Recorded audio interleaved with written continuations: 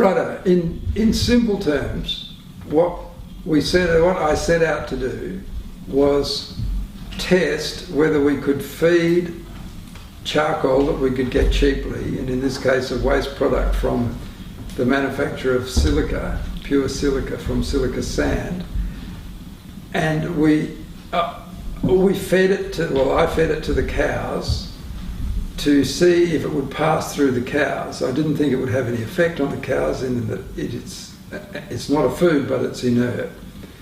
And I thought, well, if I can convince the cows to eat it, and they eat it, it'll pass straight through the cows, it'll fall onto the ground as a component of the cow dung.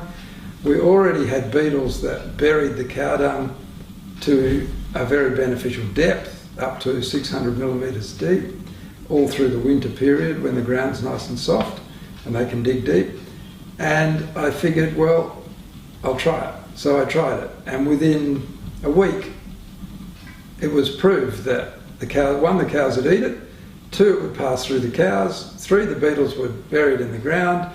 Then we had to wait a year until the next generation of beetles came up to see if it had any effect on the beetles, because the larvae of the beetles would then consume the cow dung that was containing the charcoal that the cows had eaten and chewed up twice and passed through the cow. And next year we had more beetles than ever, so obviously it had no effect. We've been, everything we've done, we've passed by an entomologist who was involved with the CSIRO in the importation of the particular beetle that we are using, and he has said there's no problem, would be no problem with the adult beetle, there'll be no problem with the larval beetle. As it's turned out, he's been completely right. We're getting more beetles, bigger beetles. The beetles are healthy, the cows are healthy. But now we are analysing what has happened accidentally. We didn't set out to, but what has happened, we have re-engineered the soil, and we are continuing to re-engineer the soil cumulatively and permanently. We are adding this carbon material, this biochar, in the ground in an activated form, biologically activated, because it's been through the rumen of the cow and then goes through the rumen-like gut of the larval beetle, and it's mixed with iron oxide in the ground, and it's in a reactive clay material at the level that it's buried, and it starts playing chemical and electrical actions in the ground that are making the ground more fertile to the plants that are the pasture that is supporting the cows. So we're growing more and healthier pastures, and it's opening up much more research. We seem to be fixing nitrogen in the ground without the necessity to have nitrogen fixing bacteria because of the charcoal.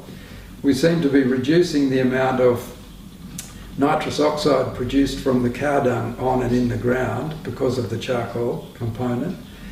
We seem to be reducing the amount of methane burped out by the cow because of the charcoal in the gut component of the cow, harbouring bacteria that is actually consuming that methane, making more bacteria, which then gets digested by the cow and makes more cow. So we grow more cow on less food.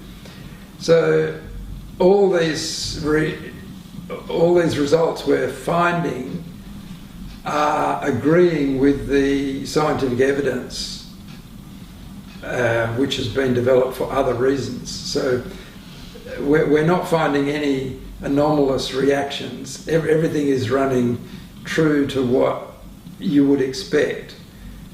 And the catch is we're doing it economically and biologically and profitably.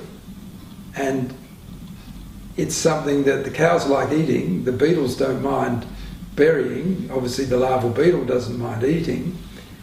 It makes the ground full of holes and aerated.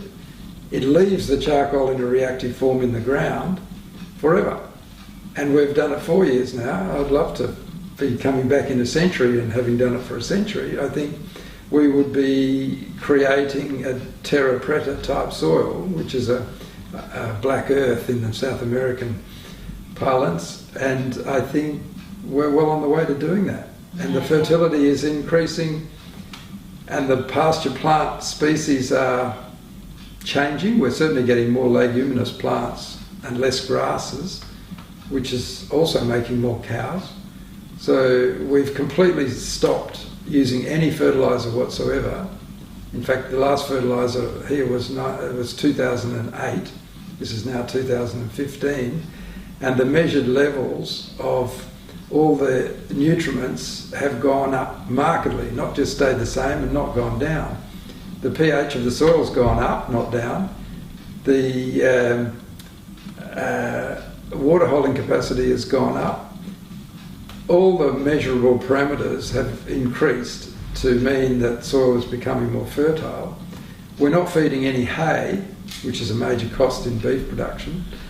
And the cows, it seems, are using some component, or the fibrous or the particle component of the charcoal, as a form of fibre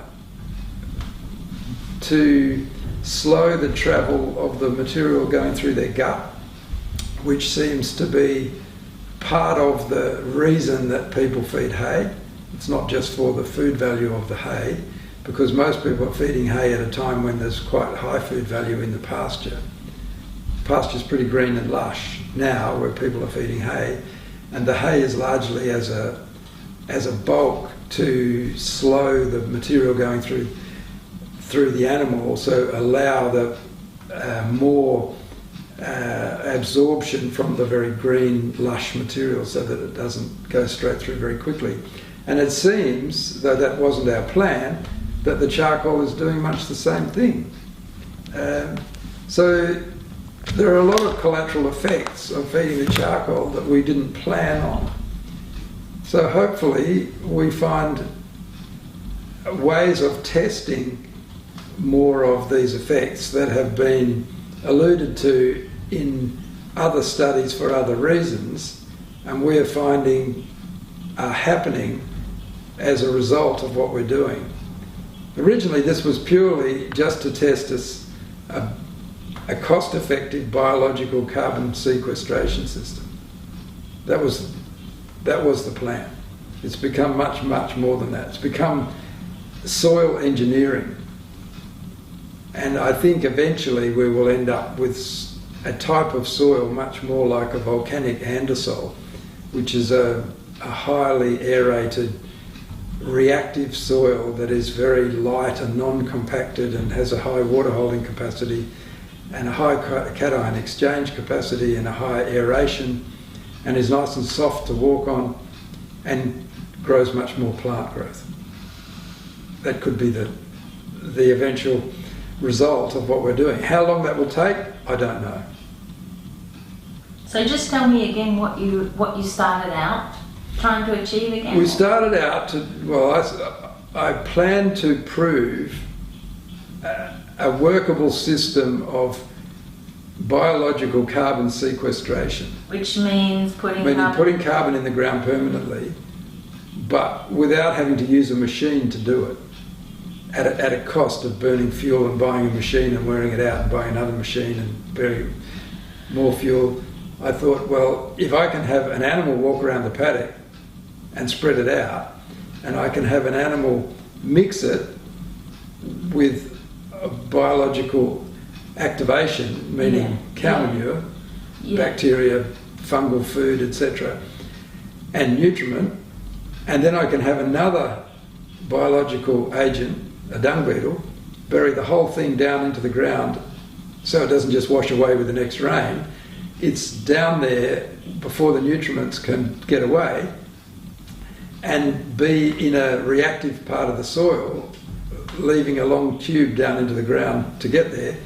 The roots will then try and follow that down to that depth, about 600 millimetres, and away we go. And if that can be repeated over and over and over and over and over again, after 4 years we are at a point where many parts of a paddock would have had more than one cow pat in the one position, and beetles digging charcoal down in a subsequent year from when they did it before. So it is becoming cumulative and additional.